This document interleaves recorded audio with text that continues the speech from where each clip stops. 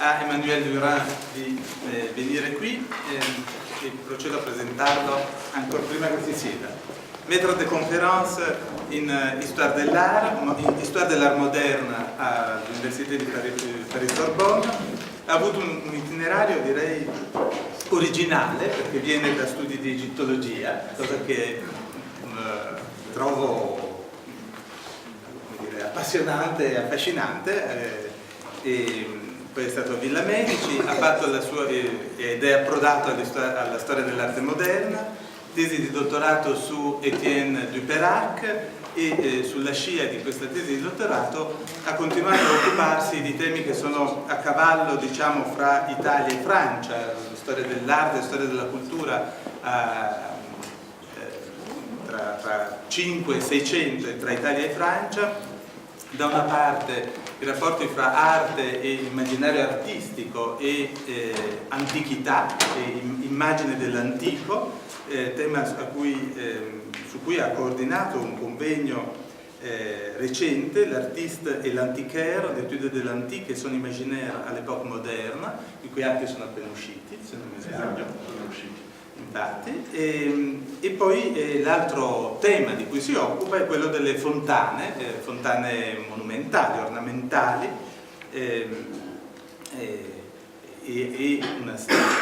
non solo le fontane come oggetto, ma anche degli scultori che in qualche modo se ne sono occupati, ed è proprio di questo che ci parlerà. Fontane di festa, fontane di scena, fontane da giardino. Tommaso Francini, appunto uno di questi scultori a cui ha dedicato un altro convegno, Tommaso Francini, fontaniere e scenografo. Scusami se sono stato rapido, ma... Vorrei ringraziare anzitutto Giulia Cicali, Giuliette Ferdinand, insieme alla professoressa Sabine Fromel per l'invito a partecipare a questo bellissimo convegno. Purtroppo farò la relazione in francese, non ho avuto il tempo di tradurre per me un vero lavoro, ma ho fatto i sottotitoli in italiano, quindi per voi sarà un po' come vedere un film francese in versione originale, ma con i sottotitoli italiani. Fontana di festa, fontana di scena, fontana da giardino. Je vais commencer par rappeler des choses très simples, élémentaires, dans la continuité de ce que disait Emmanuel Ferretti hier, mais qui me semble important pour bien se rappeler ce qu'est une fontaine dans sa dimension spectaculaire. Avant d'envisager les rapports entre l'art de la fête et l'art du jardin, qui est la spécialité de Tommaso Francini, qui a consacré une partie de sa carrière à la scénographie, mais qui est surtout un ingénieur et un fontainier. Alors, dans la tradition occidentale, la fontaine ornementale fait partie de ces ouvrages où l'on perçoit le mieux les relations qui se tissent à chaque époque entre les arts pérennes, de la construction, du décor, et les arts de l'éphémère, en particulier le théâtre. La fontaine, qu'elle soit conçue comme un ouvrage utilitaire ou un pur décor, ce qu'elle peut être, qu'elle soit construite en dur ou bien dans des matériaux légers, sous une forme imposante, imponente, ou monumentale, comme le nymphéo, ou au contraire miniaturisée, comme l'est la fontaine, la toute petite fontaine de table, la fontaine est toujours conçue comme une œuvre spectaculaire et merveilleuse, qui témoigne de la capacité des hommes à domestiquer la nature, à lui donner une forme ornementale ou artistique, et aussi à mettre en scène l'élément naturel, ici l'eau, dans des dispositifs variés qui entretiennent de fortes analogies avec les arts du spectacle. Alors, l'eau des fontaines, bien sûr, on le sait tous, est une eau déjà façonnée, travaillée par l'art humain, dont le mouvement suscite une forme de spectacle, qui peut être temporaire ou permanent, plus ou moins permanent, offert à tous ou réservé à une catégorie bien précise de spectateurs, par exemple les fontaines de table ou les fontaines des jardins privés, qui fonctionnent à des moments précis dans la vie du maître, de ses hôtes et dans l'espace particulier de la maison noble. Alors, cet ouvrage spectaculaire nécessite toujours la construction d'une structure de maçonnerie, d'orfèvrerie, de terre cuite. Cette structure à laquelle on réduit beaucoup trop souvent la fontaine, elle n'est en vérité qu'une forme de lieu, de scène de théâtre qui attend toujours son spectacle, qui est celui des eaux. Elle est à la fois le lieu et le réceptacle à l'intérieur duquel il fait jouer les eaux. La structure de la fontaine n'a pas besoin d'être beaucoup ornée pour recevoir une signification, disons un sens métaphorique, évoquer le royaume de Neptune, le jaillissement des sources, les sources des bois, bien sûr en relation avec des matériaux et un décor. Alors il suffit de regarder les fontaines qui sont au repos, qui ne fonctionnent pas en hiver dans nos jardins publics, ou du fait de l'inertie de l'État ou de la commune, mais pour comprendre à quel point la beauté des compositions dépend essentiellement, ou en tout cas devrait dépendre essentiellement, parfois exclusivement, quand il n'y a pas de décor architectural, dépend de quoi? Du mouvement des eaux, bien sûr, à l'intérieur de cette structure. L'eau n'a pas besoin d'être abondante, parfois ça n'est même qu'un pipi de chat, si vous permettez l'expression.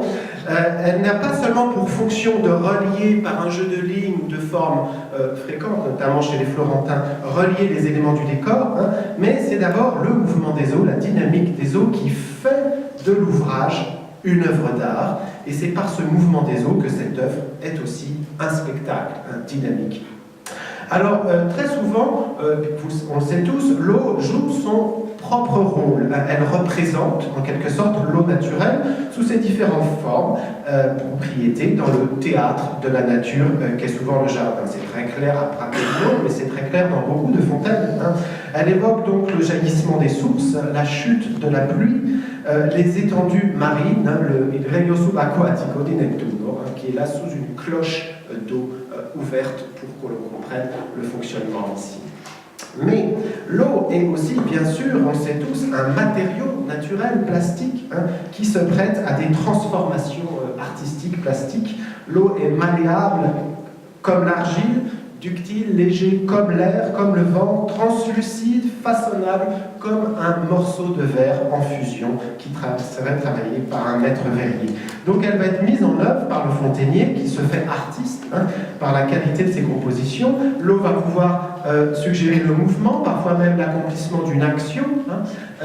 L'eau donne du souffle aux figures qui sonnent d'un instrument, qui jouent d'un instrument. Elle imite l'aspect d'autres corps liquides, naturels, comme le vin, ici à droite, sont en partie des projets de Franchini, d'autres ce sont des choses de Titerni. Et puis l'eau, enfin, peut contribuer à la représentation de manufatti, d'artefacts, des objets, en particulier des objets en verre, bien sûr. C'est le cas dans les grottes de Antolino, mais aussi dans d'autres grottes européennes, comme celle de Saint-Germain, où des vases, des fleurs en eau. Donc, dans une définition très simple, presque évidente, la fontaine ornementale est donc une œuvre spectaculaire qui donne à contempler le mouvement des eaux par les artifices d'eau, c'est le terme d'ailleurs par lequel on désigne le fontainier en France, ingénieur en artifice d'eau, au sein d'une construction spécifiquement conçue pour accueillir ces mouvements, pour susciter ces mouvements et les donner à voir, à contempler à un spectateur. Du simple filet d'eau, qui est déjà un spectacle, la trajectoire du filet d'eau tout simple, et jusqu'à sa mise en forme la plus sophistiquée dans certaines fontaines ornées de statues. Alors, pour ces raisons, d'ailleurs, je pense que la fontaine est un ouvrage qui attire de tout temps le décor sculpté. Et c'est d'ailleurs par le biais des fontaines que la sculpture profane, notamment, s'introduit progressivement dans le jardin de la Renaissance. On le sait bien à Florence, tous ces sculpteurs du Quattrocento qui font des sculptures pour les fontaines, et on observe le même phénomène en France un peu plus tard. Alors, cette définition de la fontaine ornementale ne serait pas complète si on oubliait de mentionner que ce spectacle est exceptionnel, extraordinaire. C'est ce spectacle des eaux qui contribue à enchanter un lieu, à enchanter les heures, le temps, et à transformer les lieux en faire un locus amoenus. La fontaine n'émerveille pas seulement par ses qualités esthétiques, son potentiel narratif, parce qu'elle est une œuvre d'art, mais pour une raison beaucoup plus simple et beaucoup plus profonde. La fontaine est une source artificielle, bien sûr. C'est la présence inattendue de l'eau sous sa forme la plus vivante, celle de l'eau courante, normalement pulita, pura, pas toujours, mais bon, en un endroit et dans des circonstances où l'eau n'est pas présente ou ne devrait pas être présente, et elle est là, merveilleusement. Et sur la table, au centre d'un jardin plat, comme souvent en France, un jardin où il n'y a pas vraiment d'eau. D'ailleurs, à Fontainebleau, il y a beaucoup d'eau, mais de l'eau jaillissante, il a fallu attendre beaucoup de temps pour qu'il y ait des fontaines à Fontainebleau, que l'eau soit en permanence en mouvement, dans un cortège sur scène, bien sûr, évidemment. Alors, plus généralement, La Fontaine fait partie de ces ouvrages extraordinaires que je rapprocherai des cheminées de luxe, des lustres, des volières de certains jardins intérieurs. Tous ces ouvrages qui peuvent être luxueux, plus ou moins, et qui ont en commun de rendre présent un bienfait, un luxe, une beauté de la nature, la chaleur, la lumière, y compris de nuit, le chant des oiseaux, les beautés, les ressources du monde naturel. De ce point de vue, on peut dire que les fontaines convoquent et suspendent quelque chose d'éphémère, qui n'est pas la fête, mais ce que la fête tend justement à représenter et à offrir à ses représentants dans un moment de grande largesse. C'est l'un des bienfaits de la nature, l'eau courante, l'eau vive, l'eau jaillissante qui est donnée à boire, montrée, mise en scène de façon décorative dans les fêtes, dans les scènes de jardin. Donc là, une notion de félicité, bien sûr, et de jouvence que je rapproche de cette iconographie intéressante.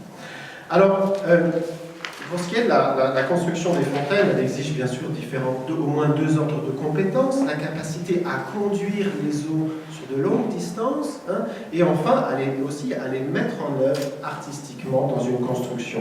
Il est rare que ce soit la même personne qui possède ces deux compétences, et beaucoup de fontaines sont des œuvres de collaboration, mais parfois c'est la même personne. C'est le cas de Tommaso Francini, un Florentin, probablement élève de Buontalenti, il n'y a pas de preuve formelle, mais c'est plus que probable, qui possédait donc toutes ces qualités. Ingénieur hydraulicien, concepteur de machines, architecte un petit peu, pas beaucoup quand même, décorateur aussi, et en un sens scénographe. Et l'œuvre de Francini, qui a une grande carrière d'ingénieur fontainier et scénographe pour une période de temps quand même assez particulière à la cour d'Henri IV et de Louis XIII. Son œuvre est bien connue désormais grâce aux travaux pionniers de Albert Mousset, un historien français des années 30 qui a surtout travaillé sur la biographie et les fontaines. Puis les travaux de Marina Longo, une élève de Sarah Marmone, écrit un très bel article, je n'ai pas lu malheureusement la thèse, mais j'ai lu l'article tiré de la thèse, qui elle s'est concentrée sur les arts du spectacle, bien sûr, donc la scénographie, tout en s'intéressant beaucoup au jardin, ce qui était nécessaire. Et plus récemment, j'ai pu faire un certain nombre de travaux sur les résidences royales, en architecture et en jardin, et aussi étudier très récemment une suite de 58 modèles, 58 projets gravés par les meilleurs graveurs parisiens vers 1620, 1620, 1623, l'époque où les fontaines se multiplient dans les jardins, pas dans l'espace public, mais dans les jardins français, qui sont toutes des inventions de Francini. Alors, on a d'ailleurs publié pour janvier, pour le 4 janvier, sortira ce numéro spécial sur l'hydraulique et l'art des fontaines en France, alors durant la période Primo Seicento, avec, je signale déjà à lire, un bel article de Giulia Cicalli sur les relations entre le sculpteur Francesco Bordoni et Tommaso Francini. Alors, Francini est né en 1572, il s'est sans doute formé dans les années 80 avec Buontalenti, qui lui a transmis, je pense, toutes ses connaissances. Et il a peut-être participé aux festivités de 1589. Surtout, il est envoyé, quasiment donné en cadeau, loué, pour un an, et finalement, il passera toute sa vie en France. Il est envoyé par la grande-duchesse Marie-Christine de Lorraine et le grand-duc Ferdinand à la cour d'Henri IV en 1598 pour travailler pendant un an. Henri IV voulait des hommes expérimentés. Le grand-duc envoie beaucoup plus. Il envoie l'homme, les matériaux, les techniques, les œuvres d'art, des automates, des statues, 6 statues en bronze de Giambologna, et puis de quoi construire en un temps très rapide une grotte pour le roi de France. Alors, dans les premiers mois de 1599, Francini construit à Saint-Germain une première fontaine, que je vous montre ici, qui utilise une statue de Jean de Bologne, un Mercure, et aussi un nymphée, une grotte, mais en vérité un nymphée, celui du dragon. Des œuvres qui émerveillent la cour de France, qui plaisent énormément à Henri IV, qui suscitent des commandes aussi des grands de la noblesse dès 1600.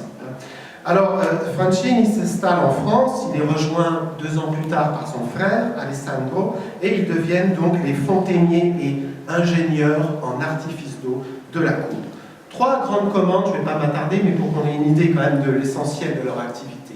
Fontaine royale pour les jardins, fontaine de jardin toujours pour les residenze suburbane, ce sont les maisons de campagne, les petits châteaux des environs de Paris, comme Saint-Cloud par exemple, pour les Gandhi, Videville pour les Bullion, Leonora Galigai, la favorite de Marie de Médicis, le fait travailler à Milésimi et tant d'autres exemples.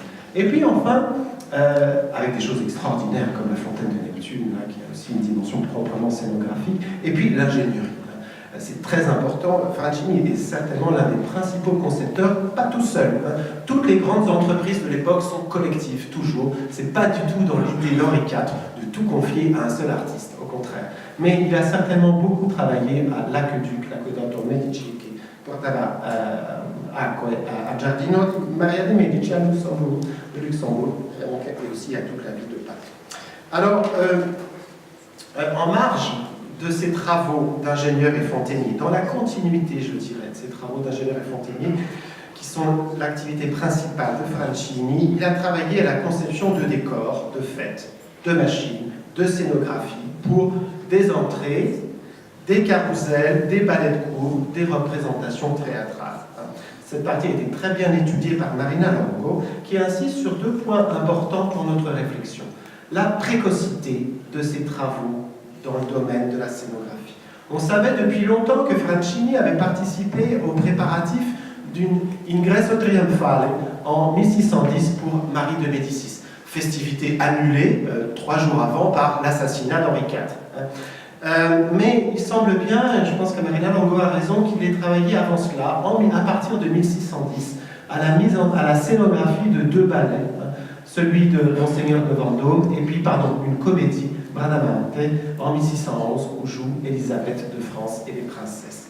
Je pense aussi, avec Marina Longo, que Francini est certainement l'auteur de la Montagna d'Acqua, cette grande fontaine rustique, typique de l'époque, en tout cas pour la France, qui faisait partie des apparati du carrousel de la place royale. C'est très vraisemblable.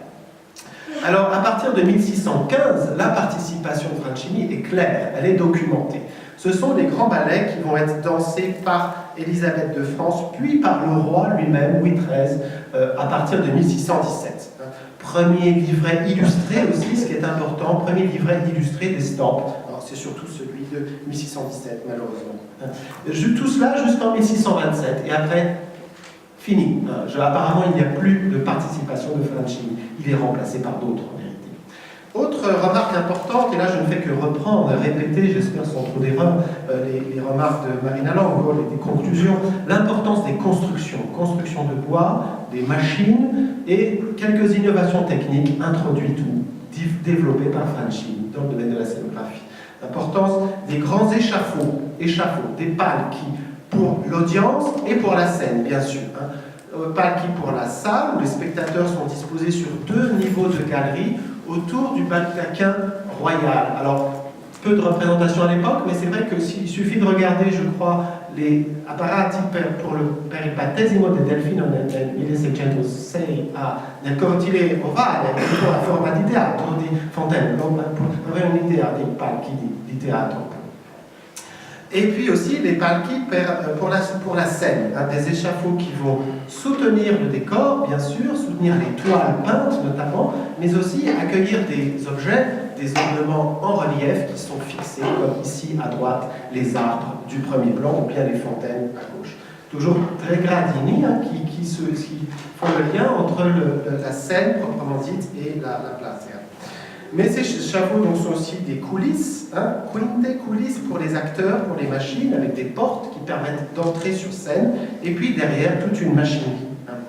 Alors, deux types de mouvements bien connus et bien étudiés par Marina Longo, les mouvements inspirés aussi par la sonographie antique, bien sûr, la scena ductilis, celle des toiles peintes, qui peuvent changer rapidement, permettre des changements à vue, et puis également ces pannelli girevoli, ces panneaux mobiles, periactoïdes grecs, qui permettent des changements encore plus rapides, que l'on peut identifier à partir des estampes. Alors, Francini innove apparemment dans l'utilisation des plans inclinés, piani inclinati, qui sont décrits dans les livrets et qui permettent de donner plus de profondeur à la scène et je dirais aussi d'introduire un continuum spatial, visuel, plutôt entre la toile peinte et puis tout ce plan incliné sur lequel sont disposés les arbres et enfin les descentes qui permettent d'aller au sottobalcone. Alors, j'abrège tout cela pour aller à ce qui me semble le plus important. Que peut-on dire des liens entre les constructions de jardins de Francini et son participation aux fêtes royales? Les liens me semblent multiples, complexes, de nature très diverse, avec des cheminements, un va-et-vient permanent que l'on voit bien aussi dans les architectures des entrées triomphales et l'architecture réelle. Donc, c'est les liens d'influence mutuelle. Alors, d'un point de vue technique, on peut dire que Francini a quand même transposé, adapté pour la scène, à partir de 1610, je pense, pas avant, ce qu'il faisait depuis 10 ans en France dans le domaine des grottes et des jardins. Donc une expérience florentine, avec Buontalenti pour les fêtes et les jardins florentines, transposée dans le jardin et ensuite seulement sur scène. Et il est significatif que son œuvre de scénographe ne commence qu'en 1610. À l'époque où il finit la construction, il achève la construction des grottes justement à Saint-Germain. Significatif, intéressant le fait que dans son épitaphe, l'épitaphe funerario di Francini, qui est très très longue, je pense écrite par Francini, j'ai pu la traduire récemment, il ne dit rien de la scénographie. Donc la scénographie, elle, je dirais, une application de son activité d'ingénieur et de fontainier dans le domaine du spectacle proprement dit, et un prolongement direct, je dirais presque naturel, mais un prolongement de son œuvre de fontainier et d'ingénieur hydraulicien. Alors,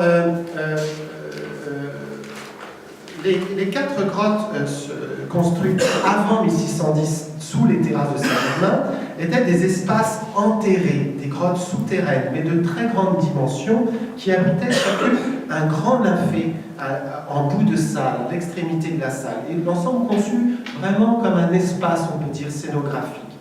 Ce sont des pièces quadrangulaires orientées vers un nymphée qui doit être vu à distance, et on pouvait s'asseoir au fond de la salle pour voir le spectacle à distance. Et le mur de fond est un front scenae, comme au théâtre. C'est le mur devant lequel se joue sur une plateforme la représentation, donc un décor adéquat, lié au spectacle, et la demoiselle joue de l'orgue dans un salon en fait de rocaille et non pas dans la grotte très florentine, rustique de Neptune. Et ce front scenae est aussi le mur qui cache l'arrière-salle, la salle arrière des machines auxquelles on accède par les 2 portes latérales, petites salles qui sont bien apparaissent sur les plans. Donc une idée de coulisses. Les dispositions architecturales des 2 autres grottes sont moins connues, mais on connaît les jeux d'automates qui sont très complexes et qui utilisent des automates très grands, vraiment très grands, qui décrivent de véritables scènes, des épisodes de la fable mythologique. Alors, la grotte de Persée et Andromède représentait, d'après les descriptions, le combat du héros grec au-dessus de l'eau de la fontaine contre le dragon, et ensuite la libération de Andromède, scatenata, la libération de ces chaînes d'Andromède. Donc vraiment toute une représentation. Alors, ici, ce n'est pas toute la grotte, mais c'est la niche, le nymphée principal de la grotte d'Orphée. Là, un dispositif très complexe qui est vraiment conçu à la manière des représentations théâtrales et des scènes. Au premier plan, le bassin, dominé par la figure d'Orphée, entouré de chaque côté par de hautes parois, des parois assez hautes, enfin à mi-hauteur, en forme de rocher, percées d'ouvertures de portes pour les entrées et les sorties des figurants, qui sont les animaux eux-mêmes, qui rentrent et qui sortent par ces portes. Derrière, une scena ductilis, une toile peinte, en vérité une série de 5 toiles peintes. Ce n'est que le tableau final. Ces toiles peintes étaient éclairées par derrière, ce qui explique le nom de grotte des flambeaux. La grotte des flambeaux est la même chose que la grotte d'Orphée. Donc on éclairait depuis la salle des machines par derrière avec des fiacolets, on éclairait la toile peinte qui était ainsi visible. Devant cette toile peinte, d'autres figures qui bougent pour représenter une autre scène. Donc presque 2 niveaux de jeu théâtral ici. Alors le second type d'influence, pour abréger un peu, je ne sais pas combien de temps il reste en fait. 7 minutes. 7 minutes, alors ça va aller, c'est bien. 6h30. Si, ça va, je vais pouvoir me calmer, parler plus lentement. Le second ordre d'influence entre les deux domaines d'activité, comment dire, thématique, iconographique, Francini ha introdotto nella scenografia dei balletti alcune frontali. De même que pour l'entrée de Marie de Médicis, il avait prévu un arc avec une sorte de plateforme et une fontaine. La présence des fontaines sur scène s'explique tout d'abord par les sujets des représentations, bien sûr. Ces comédies, ces ballets tirent leur sujet de la mythologie classique et des grands romans chevaleresques encore à la mode, Arioste, Tasso. Donc dans les deux cas, l'action se situe à certains moments en pleine nature, la nature sauvage, celle de l'imaginaire mythologique avec les sources, les grottes, les nymphes, et puis le jardin enchanté. Le jardin enchanté des magiciennes, d'Armide, qui comporte nécessairement ces merveilles que sont les fontaines. Alors, dans le cas de Francini, on manque quand même de sources iconographiques, mais fort heureusement, il y a les nombreuses illustrations du palais de la délivrance d'Armide, où l'on voit à 2 reprises donc, des fontaines. 3 fontaines dans le jardin d'Armide. La fontaine centrale, fontaine latérale, qui sont exactement sur le même type. La fontaine centrale permet de faire apparaître la nymphe des eaux, une fonction, disons, de coulisses. Les 2 autres fontaines sont des fontaines jaillissantes. Alors, d'une conception très simple. Il s'agit bien de construction et non d'image de fontaine, ce qui pourrait être le cas avec des panneaux mobiles. Non, ce sont l'eau Butanoa, quoi. Ce sont de vraies fontaines. Mais elles sont très simples et je dirais d'un point de vue stylistique très archaïque. Ce n'est pas du tout la fontaine à la mode à l'époque. Ce qui s'explique peut-être par le fonctionnement. Ce sont des fontaines, je pense, à réservoir interne qui crachent de l'eau et bien sûr non pas alimentées par des canalisations, ce qui me semble impossible pour nous. Des succédanés de fontaines, un peu simplifiées. Un fait très intéressant, la disposition des fontaines sous des arcades en forme de grotte. Disposition encore rare à l'époque, mais que l'on voit dans certaines grottes, à Saint-Germain, des petites fontaines, nel vano delle aperture sul giardino. Et des idées qui vont être reprises par Francini ou par son frère plus tard, 10 ans plus tard, dans des modèles parfois extraordinaires de fontaines. Une fontaine ici isolée, qui est une fontaine à vasque, mais sous une porte monumentale. Quelque chose de un petit peu fou. Et puis, quelque chose de plus conventionnel, mais qui est nouveau pour l'époque, en France, des fontaines sous les arcs d'un portail de jardin. Alors, c'est quand même dans les entrées princières, dans les ingressi trionfali, que se trouvent les compositions les plus inventives de l'époque. Des structures volontairement composites qui unissent, entrelacent des types, des formes, des dispositions qui viennent de l'architecture, du jardin, du spectacle, de la musique. Je suis tout à fait d'accord à ce qu'on a dit à plusieurs reprises, surtout Sabine Fromelien. C'est un lieu d'expérimentation artistique, de rencontre, où l'on retrouve des éléments qui existent bien dans l'architecture et dans le décor, et en même temps des solutions nouvelles. Alors, on s'en fait une bonne idée, je pense, avec l'entrée à Lyon en 1595, ce nymphée extraordinaire, qui est une montagne d'acqua, au centre d'un hémicycle, qui est l'hémicycle qui évoque une tonnelle, un pergolato, et qui en même temps est la forme que l'on pouvait donner aux volières.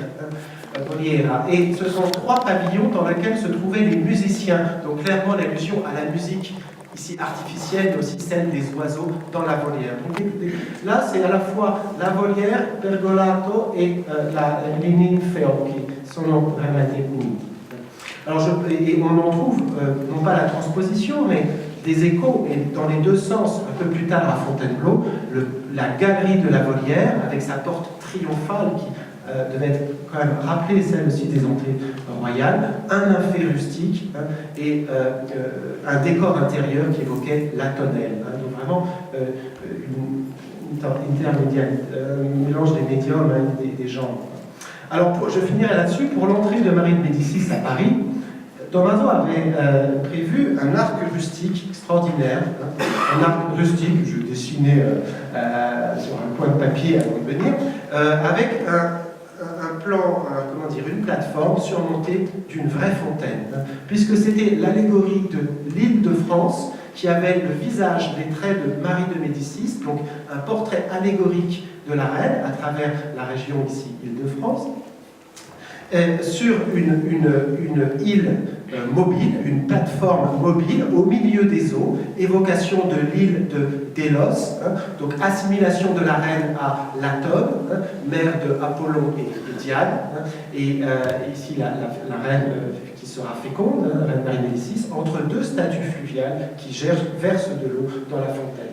Quelque chose d'extraordinaire, je trouve, puisque là, le spectacle et la fontaine est mise à la vue de tous, placée sur une sorte de plateforme théâtrale qui est aussi un arc triomphal, sur lequel on trouve, selon une vieille tradition antique puis médiévale, aussi un portrait. Alors, pas un portrait équestre, mais là un portrait quand même de la reine, un portrait allégorique.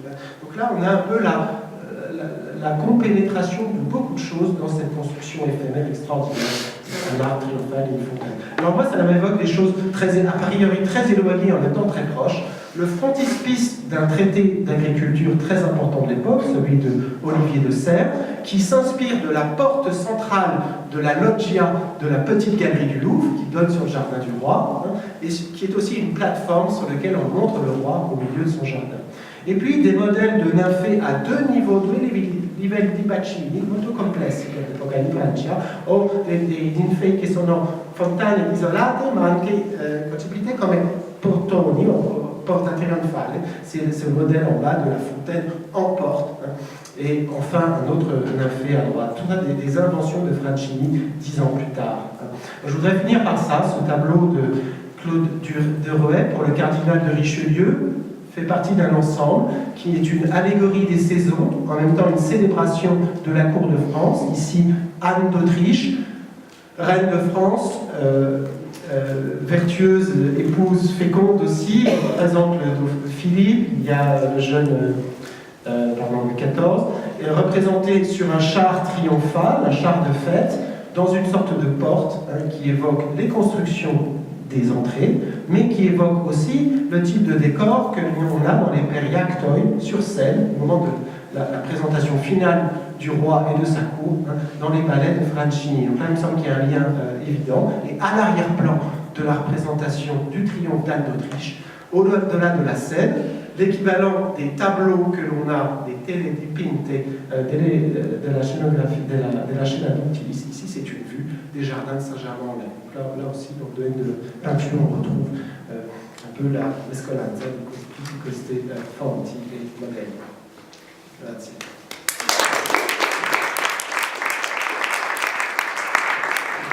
Merci beaucoup. Merci beaucoup. C'était très intéressant. Parlo in italiano per fare in fretta. Ci sono tantissimi aspetti molto stimolanti. Per dirlo in una formula, mi sembra che la tua relazione richiama un aspetto centrale, diciamo, l'effimero non è solo festa, no? Non è la festa, sono due concetti che non si sovrappongono minimamente.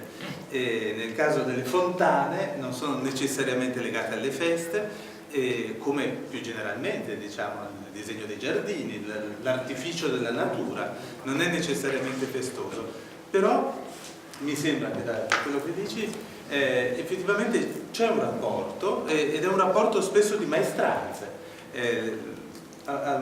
Può capitare, è il caso comunque di Francini, che le persone che si occupano di un ambito si occupano anche dell'altro. Mi sono chiesto mentre parlavi perché questa circolarità di persone, in realtà non sono le stesse situazioni, non necessariamente, anche se spesso coincidono, ma non necessariamente, Non sono gli stessi ambienti, perché in realtà il giardino, che è lo spazio deputato di certi, come dire,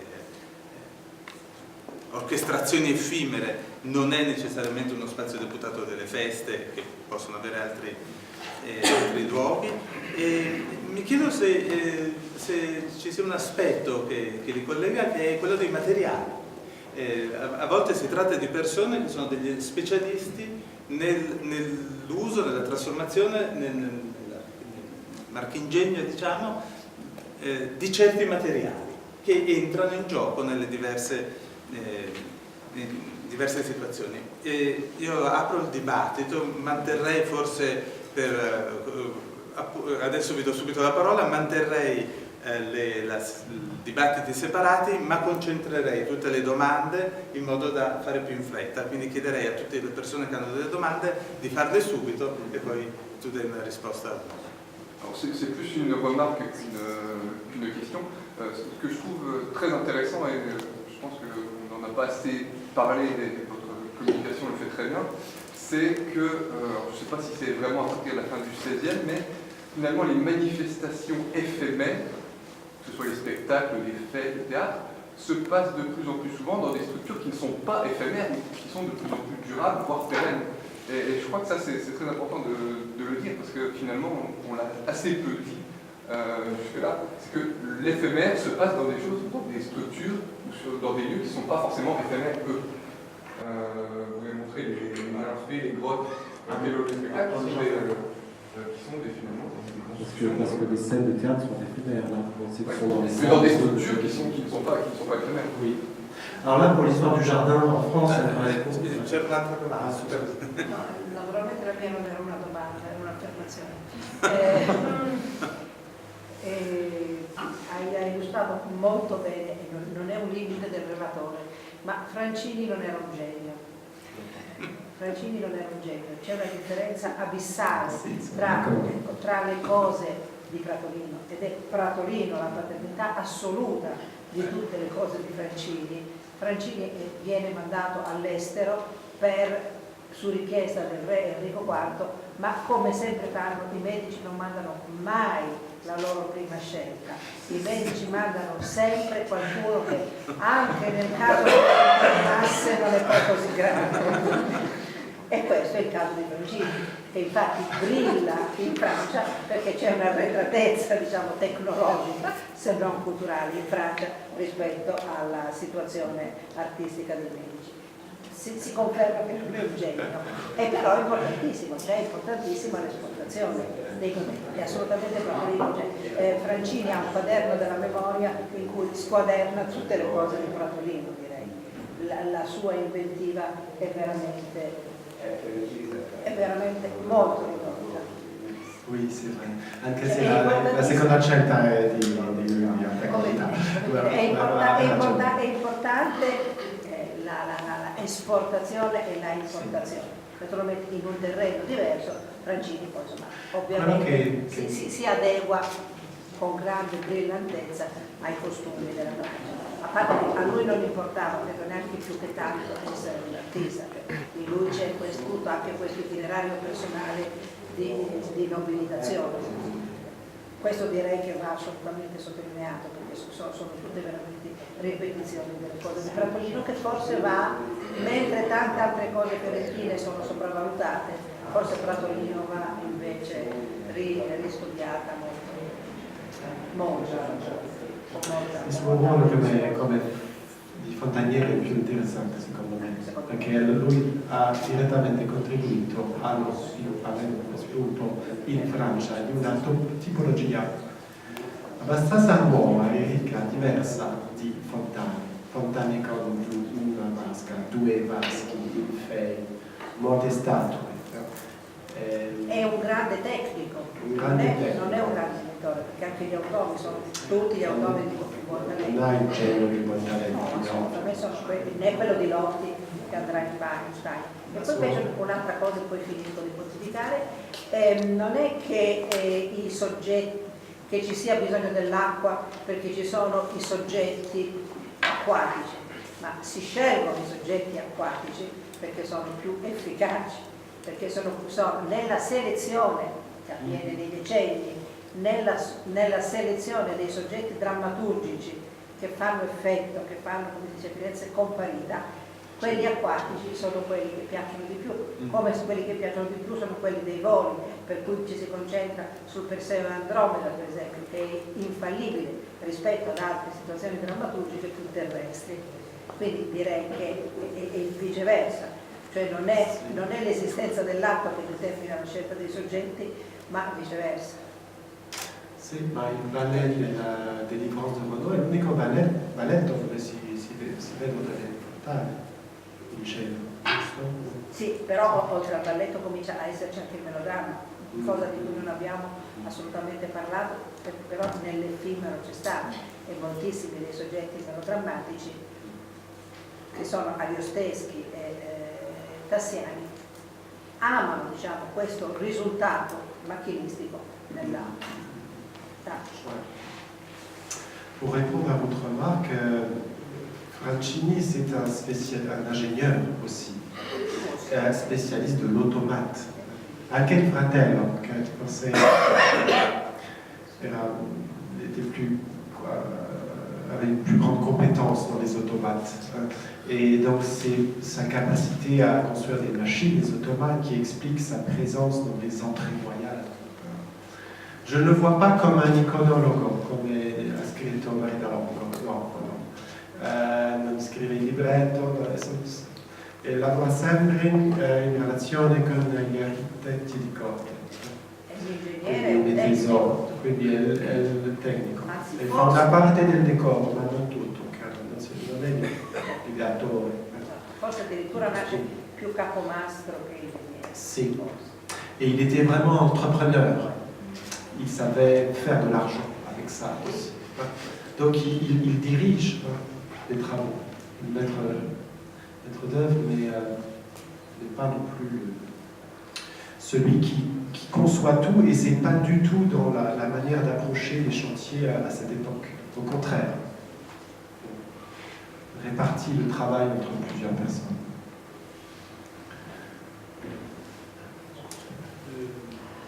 C'è un'altra domanda?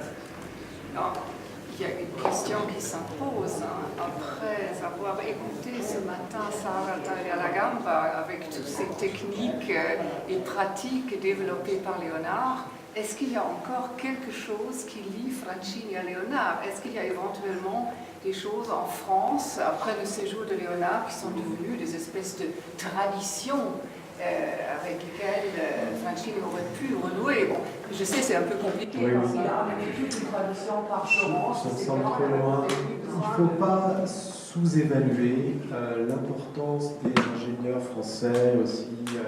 Il suffit de penser que l'organo idraulico di Villa d'Este è stato costruito da un francese, Vénard, negli anni 60. Donc, et que les réacteurs, on les trouve déjà à Nantes, je crois, en 1597. Au-dessus des portes triomphales, il y a des automates. Donc, avant la fontaine, bien sûr, avec Marie Médicis.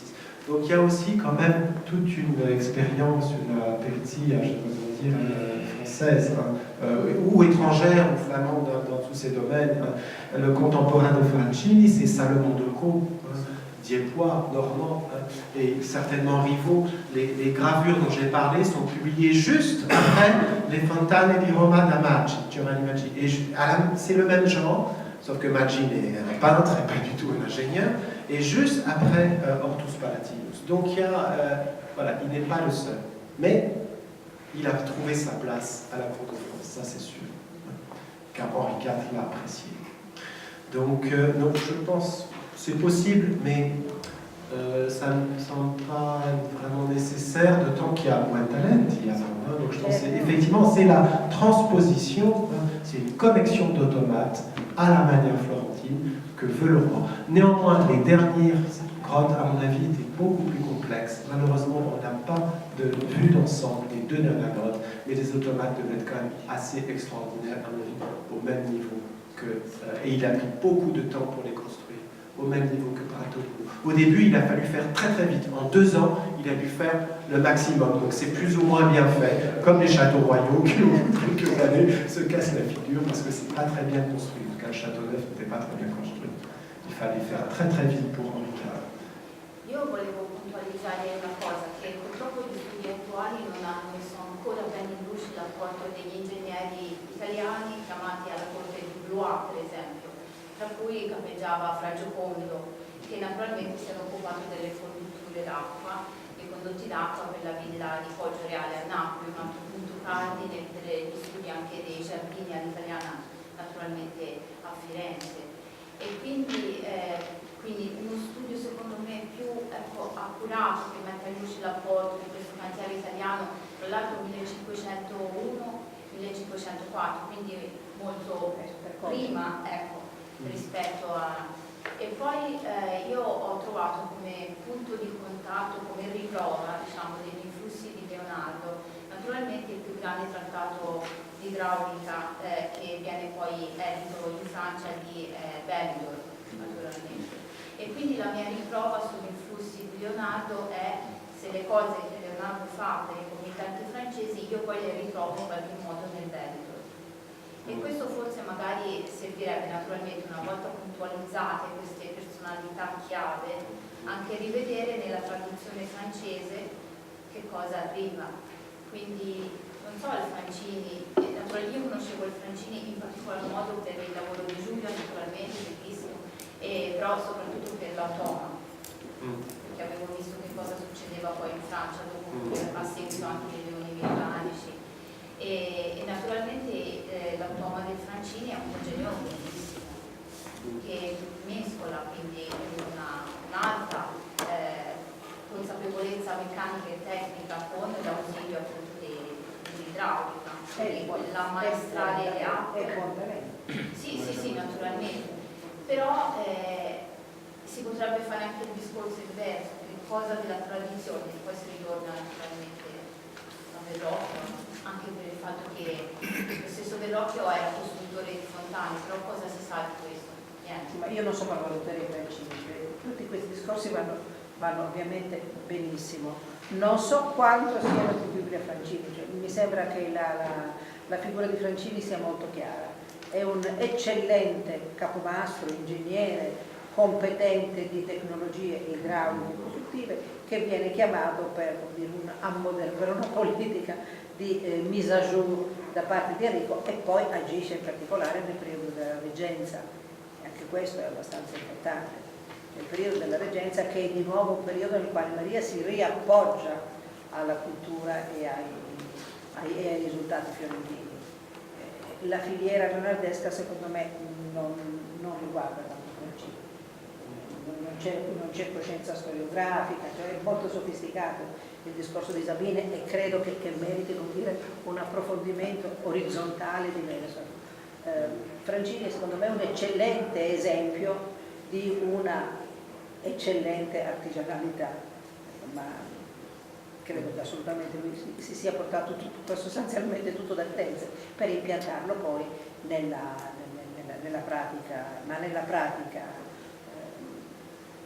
parigina, non che ci sia una grande riflessione e tantomeno una coscienza culturale così sofisticata da riportarlo all'indietro. Ma nel campo degli automi, ma non per la scenografia, ma non per le fontane, è molto più inventivo. Sì, è quello il campo. Sì. Poi e sviluppa uno stile proprio, secondo me, franco-fiorentino. Certamente, in questo senso. Una fontana molto architettonica con sempre la presenza di statue. Succede a inventare un nuovo tipo di fontane in Francia, dove ci sono già statue sopra le fontane, ma veramente c'è una bellissima tipologia. Negli anni 20. Ma infatti trova, diciamo, ma appropriato molto legato a Brentani. Una cosa che mi stupisce è la creazione di fontane degli italiani all'inizio del Cinquecento in Francia, perché dopo non si parla più di queste cose, non si vedono fontane nei giardini francesi, nei disegni di Jacques-André Dussert, sono pochissime fontane. Dove sono le fontane di Amboise? Non c'è, no? Quindi sono progetti, sono realizzazioni perché furono distrutti. Per me è proprio strano. Si cercano le fontane sui disegni francesi del secolo, sono pochissime.